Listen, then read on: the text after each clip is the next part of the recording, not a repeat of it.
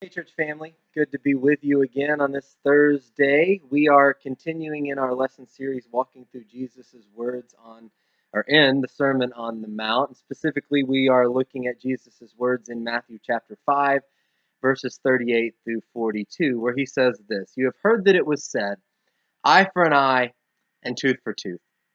But I tell you, do not resist an evil person. If someone strikes you on the right cheek, turn to him the other also. And if someone wants to sue you and take your tunic, let him have your cloak as well. If someone forces you to go 1 mile, go with him 2 miles. Give to the one who asks you, and do not turn away from the one who wants to borrow from you." And so yesterday we spent some time talking about the context of that phrase, eye for an eye and tooth for a tooth. And today we're going to talk more about the examples that Jesus gives in this passage that point us to what it means to have a heart that rises above that mentality, above eye for an eye and tooth for tooth living. And the first thing Jesus says is this. He says, "But I tell you, don't resist an evil person. If someone strikes you on the right cheek, turn to him the other also." Let me give you a picture here.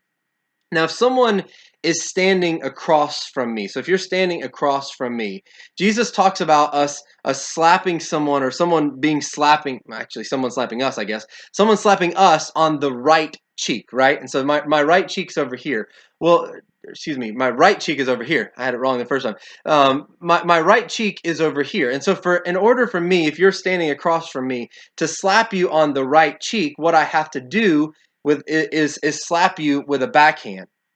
So if I'm slapping you with my right hand, do a backhand, that's when I slap you on the right cheek. Okay, does that make sense? Hopefully I explained that well. Now you might ask, well, why don't you just slap them with your left hand? Wouldn't you slap them with your left hand on the right cheek? Well, I don't want to get too gross on this, but partly the reason you don't slap them with your left hand is because you took care of matters of personal hygiene with your left hand. And so you didn't greet people in that culture. You didn't greet people with your left hand. You didn't eat with your left hand. And so if I'm going to strike someone, a person in that culture, it's most likely if I'm going to do it on the right cheek with my right hand, and that doing that is going to make it a backhand.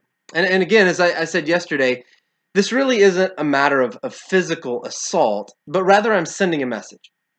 Backhanding someone was sending a message of one-upsmanship, of domination, of insult, of superiority.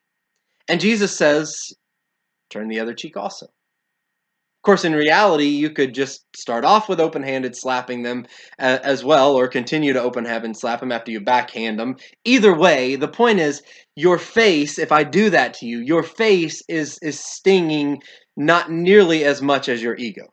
Your ego is what's really stinging. And even more than that, when Jesus says, don't resist an evil person, that word for resist carries with it an idea of combative resistance. It's the kind of word that was often used in the context of soldiers and hand-to-hand combat. And so in essence, he's saying, don't violently or combatively resist an evil person, but rather turn the other cheek. Why? I mean, what good does that do? Well, we'll talk more about that in just a moment. Let's move to the next illustration. Verse 40, Jesus says, if someone wants to sue you and take your tunic, let him have your cloak as well.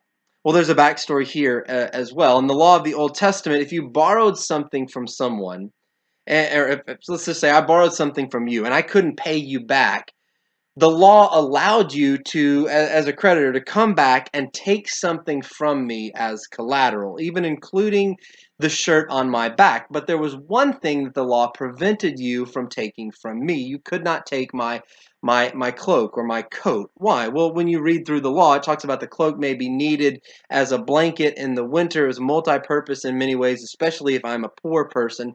And so in essence, really, the point is the law prevented you from taking my cloak, my coat. But Jesus says if somebody wants to sue you and they want to take the shirt off your back, willingly hand over your coat as well. That thing, even that's protected by the law, go ahead and willingly hand that over as well. Again, why? What good is that going to accomplish? Well, we'll talk more about that in just a moment as well. And then he gives another illustration. He says if someone forces you to go 1 mile, go with him 2 miles. Guess what? There's a backstory here as well. In the Roman Empire, which ruled the Middle East in that day, any person could be required by law to carry the travel gear of a Roman soldier up to 1 mile. You were required by law to carry it at least up to 1 mile, no more though. And so if you're a Jewish person living in the Middle East, any Roman soldier could walk up and make you carry their gear, and you would have to serve that Roman soldier. That was a law. They couldn't make you carry it more. I think I said no, at least just a second ago. They couldn't make you carry it any more than a mile, but you had to carry it a mile. That was the law. Now, can you imagine the kind of salt in the wound that would be for a Jewish person living under the oppression of the Roman Empire, considering them they are your pagan enemy, and then Jesus comes along and says, if anyone forces you to go 1 mile, you go with them too. Say what? What's that all about? What is that going to accomplish? Rome was their enemy. And he's saying that if they're forced to go 1 mile, then they should go two. Again, what in the world is Jesus up to here? Well, here's what he's up to. Let me be clear. Jesus is not calling us to lay down, okay? I said yesterday, this is not addressing pacifism, and I'll say it here today. Jesus is not calling us to simply lay down and be a doormat for injustice and evil being done to us and people imposing on us. But he is calling us to bow down to his strategy for overcoming evil and putting the world back together. On the surface, in every example that Jesus gives, it seems like he's telling us to lay down and to give in when evil is being done to us, when in reality, I think he's talking about how evil is going to be overcome through us. And I think this teaching of Jesus is at the heart of what Paul says in Romans chapter 12. Listen to what he says. He says, do not repay anyone evil for evil. Be careful to do what is right in the eyes of everybody. If it is possible, as far as it depends on you, live at peace with everyone. Do not take revenge, my friends, but leave room for God's wrath. For it is written, it is mine to avenge. I will repay, says the Lord. On the contrary, if your enemy is hungry, feed him. If he is thirsty, give him something to drink. In doing this, you will heap burning coals on his head. Do not be overcome by evil, but overcome evil with good. And some of what Paul is saying in not repaying evil with evil is that we're actually looking out for the one who has done us wrong or imposed on us in some way. And just like Jesus, Paul isn't calling us to lay down in the face of evil. Rather, in many ways, we're overcoming evil. Now, our natural question to this is, well, how am I overcoming evil by doing this? We'll go back to Jesus' illustration, or his illustrations, I should say. Instead of retaliating when someone insults us or demeans us or dishonors us, first he says we turn the other cheek.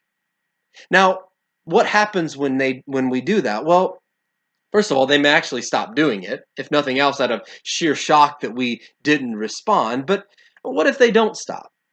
What if they continue to insult and demean and dishonor us? Then they are exposed.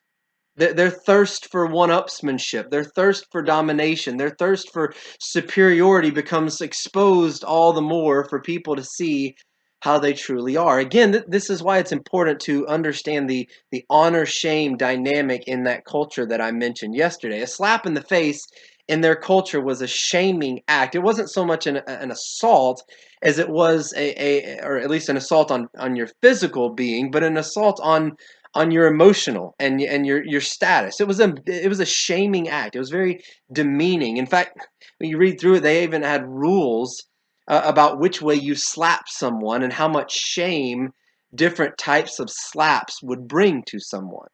And so a slap with the back of the hand had a different purpose than a slap with the palm of your hand. A slap with the back of your hand was actually considered the most degrading and shaming. A slap with the palm of your hand was the slap that you were more likely to give to someone of equal status. Not that it wasn't demeaning in and of itself, but it was something if you slapped someone with the palm of your hand, you were admitting that person was on equal status to you. But to backhand someone was to say, I'm superior to you. I have dominion over you. And so Jesus is teaching that if someone slaps you with the back of the hand, remember your right hand to your right cheek, then they have profoundly shamed you. But instead of fighting back and possibly further shaming yourself in the situation, you do something that really shows the perpetrator a lesson about your value as a person. You turn the other cheek to them, and in doing so, you see if they will slap you with the palm of their hand. And so the message in their day was, if you slap me again with the palm of your hand, if I turn the other cheek, or turn the other cheek, I should say, and you slap me with the palm of your hand, it shows that I am your equal. It forces the one doing the slapping to lift the other's status and recognize their value and the shameful way that they treated you with the first slap. In essence, it's asking the question, will you recognize in my life that I am to be honored more than you thought? And we miss that in the reading today, but they understood that because it was so much a part of their world. And so then we move to the next illustration that Jesus gives of someone wanting to sue us. He says, don't even wait to go to court. Go ahead and give them the shirt off your back and give them your coat as well. Why? Well, again, it would expose them. You're left with nothing, and them left with everything of yours, shaming that person for trying to take advantage of someone else. But even more than that, I think it says that we're people of grace, that we want to do more than just make things right. We even want to take it a step further and bless those people, even though they're out to harm us. Talk about shutting down the escalator of revenge and retaliation. And what about Jesus' illustration of someone forcing us to go 1 mile and us going 2? You don't think that would get the attention of the Roman soldier? I mean, can you imagine what kind of conversation might be started in that second mile when you're still carrying his travel gear? All of a sudden, what was a show of power and oppression is now being equalized right there.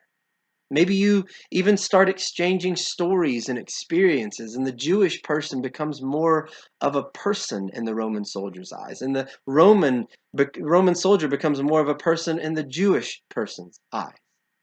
By the way, it's interesting to note that after the Sermon on the Mount, a little bit later in Matthew chapter 8, we have a Roman centurion who shows up asking Jesus to heal his servant, and he even calls Jesus Lord. I wonder why he called him Lord. Could it be that already Jesus' followers were practicing second mile living and that it captivated him so much that he comes to Jesus and actually calls him Lord? Or what about Mark chapter 15? The first confession you have of Jesus at the cross was by a Roman soldier. Do you think that he got to that confession just at the cross? Or could it be that he'd been watching Jesus and his disciples and how they were living all the way up to that moment? And so in AD 33, yes, Rome crucifies Jesus. And in AD 70, yes, Rome completely burns down Jerusalem. But by the 4th century, the Roman Empire considered itself a Christian empire. I'd call that overcoming. How about you? And so this isn't some pie in the sky idealistic teaching that Jesus is giving us. When the rubber of faith meets the road of reality and begins to be lived out, there's real power here. You want to talk about letting our light shine, as Jesus talks about earlier in the Sermon on the Mount? This is what it means to let our light shine. Because it's wrapped up in more than just simply refusing to use certain language or refusing to go to certain movies or to buy certain music or to go to certain stores or to buy certain products. You want to talk about letting your light shine, then live like nobody else lives. Live out what Jesus is teaching here when people impose themselves on us and do us wrong. I guarantee you that'll stand out. Because again, what Jesus is talking about here isn't some strategy to lay down in the face of evil. It's a strategy to overcome. And it's a strategy that he himself lived out in his life and ultimately that he lived out on the cross. Several years ago, the band U2 released a song called Grace. And there's a line in the song about grace that goes like this. It says, "Grace, she travels outside of karma." And later, when asked about this by an interviewer, Bono replied this, lead singer Bono. He said, "At the center of all religions is this idea of karma. You know, what you put out comes back to you. An eye for an eye, a tooth for a tooth. In physical laws, every action is met by an equal or opposite one. It's clear to me that karma is at the center of the universe. I'm absolutely sure of it. And yet, along comes this idea called grace to upend all that.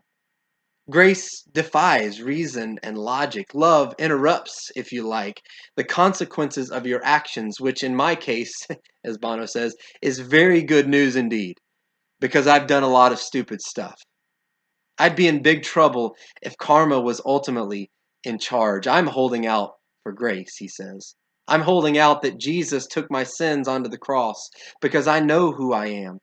Christ took on the sins of the world so that what we put out doesn't come back to us, and that our sinful nature doesn't reap the obvious death. That's the point, and it should keep us humbled. Now, I don't know about how you feel about Bono, and I don't know where Bono is in his relationship with Jesus Christ, but that's not too bad for a rock star, if you ask me, whether you agree with everything he's ever said or done or not. Because the reality is that what Jesus is teaching travels far outside the realm of karma. And that's a good thing. Because when we talk about overcoming evil, karma isn't going to cut it. Only grace is going to cut it. And if you're thinking, well, I don't have this in me to do this, then I would say, welcome to the club. Because none of us have it in us to do this and to live this way. But again, remember the very first words of Jesus in the Sermon on the Mount. Blessed are the poor in spirit. Blessed are the spiritually bankrupt. Blessed are those who realize they don't have what it takes in and of themselves, because theirs is the kingdom of heaven. And the resources of the kingdom of heaven have come near for all of us who realize that we don't have what it takes to live this thing out. We have all the power we need, but it's not inside of us. It's beyond us. But by God's Spirit, it can come within us and make a difference inside of us to be delivered through us that can ultimately change the world around us. And it's good news that God travels outside of karma, because that means there's grace available for you and me to live gracefully. Hope you have a blessed day. God bless.